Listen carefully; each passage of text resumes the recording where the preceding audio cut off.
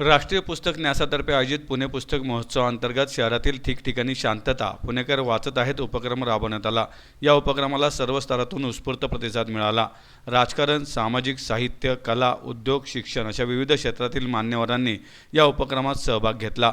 केवळ पुण्यातच नाही तर राज्य, देशभरातून आणि परदेशातूनही या उपक्रमात सहभाग नोंदवण्यात आला। पुण्यातील ऐतिहासिक आप्पाबळवंत चौक येथे झालेल्या उपक्रमात आमदार चंद्रकांत पाटील सहभागी झाले।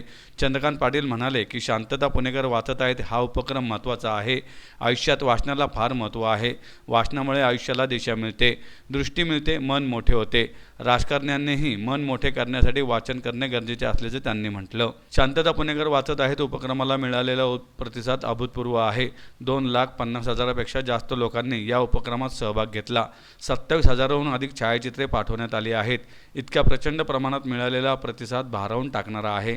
या उपक्रमाला मिळालेला प्रतिसाद पाहता पुणे पुस्तक महोत्सव अधिक व्यापक होईल असा विश्वास वाटतो, असे महोत्सवाचे संयोजक राजेश पांडे यांनी सांगितले। माझी जी फिरती ग्रंथालये चालतात 3, त्याच्यावर आम्ही म्हटलेलं आहे की तुम्ही 100 रुपयाचं कुपन आमच्याकडून फ्री घ्या आणि तिथे जाऊन पुस्तकं घ्या आणि 100 रुपये तुम्हाला प्रकाशकाच्या डिस्काउंटवरती ते मिळेल। हजारो लोक ती कुपन घेत आहेत। प्रत्येक कॉलनीमध्ये मी 100 पुस्तकाची लायब्ररी दिली आहे, त्यांना मी 1000 रुपयाचं कुपन ऑफर केलं। कॉर्नलीला 1000 रुपयाचं कुपन, तुम्ही जा आणि पुस्तकं खरेदी करा। लोक पण खूप जातील, पुस्तकं खूप जातील, याला 50 कोटीचा सेल होईल असा माझा अंदाज आहे। ही मोठी आनंदाची गोष्ट आहे की पुस्तक प्रदर्शनाच्या माध्यमातून तरुणाई पुस्तक वाचत नाही असा जो समज आहे तो संपला आहे। आज एक अभिनव उपक्रम गेल्या वर्षी केला होता की 12 ते 1 शांतता पुणे पुस्तक वाचत आहे। हजारो ठिकाणी लोक पुस्तकं वाचत बसले, मी इथे येऊन बसलेलो आहे। तर मला लक्ष्मी रोडलाही चला असा माझा नेता आग्रह धरतो आहे, बापू मानकर, चाललो तिकडे पण जातो।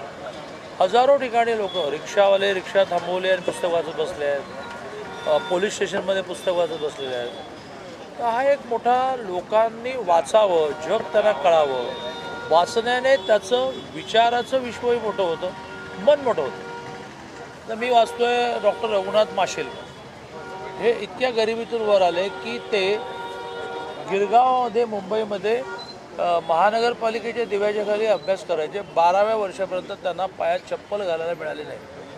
आता त्यांना जगामधल्या 51 MPhil मिळालेल्या आहेत। 51 MPhil PhD मिळालेल्या आहेत। जगातल्या एवढ्या PhD मिळवलेला, एवढ्या MPhil मिळवलेला एकमेव माणूस मानला जातो।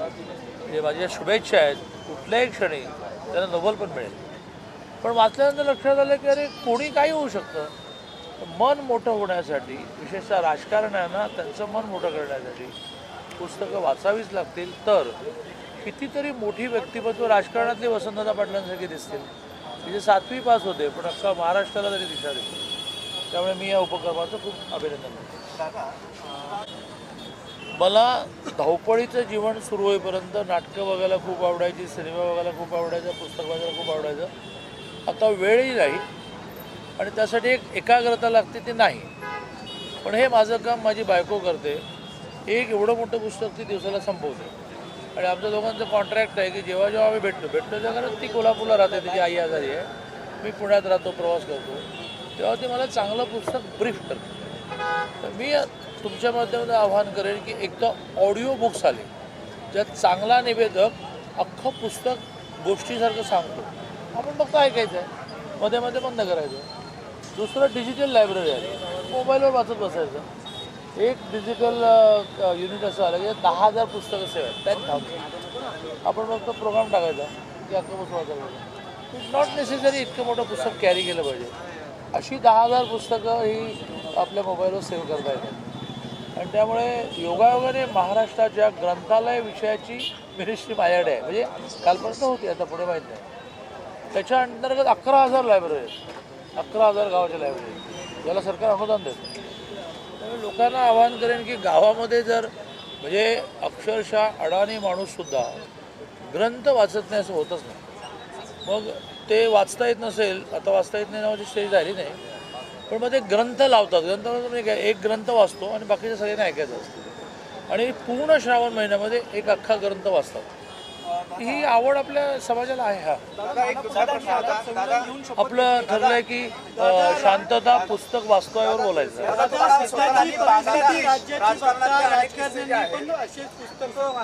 कितीतरी राजकारणी मला माहिती आहेत की जे प्रचंड पुस्तक वाचतात.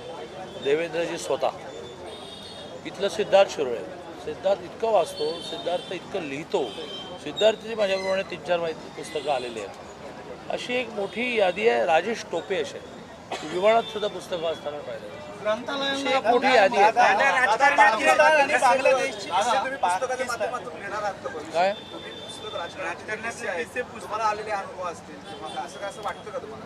माझं जीवन उघडं पुस्तक आहे. मी बंद पुस्तके लिहित बसणार नाही. ग्रंथालयाला जो राजश्रय आता मिळणार नाही. ग्रंथालयाला आहे 11,000 लायब्ररीजना आपण 400 कोटी रुपये वर्षाला अनुदान देतो.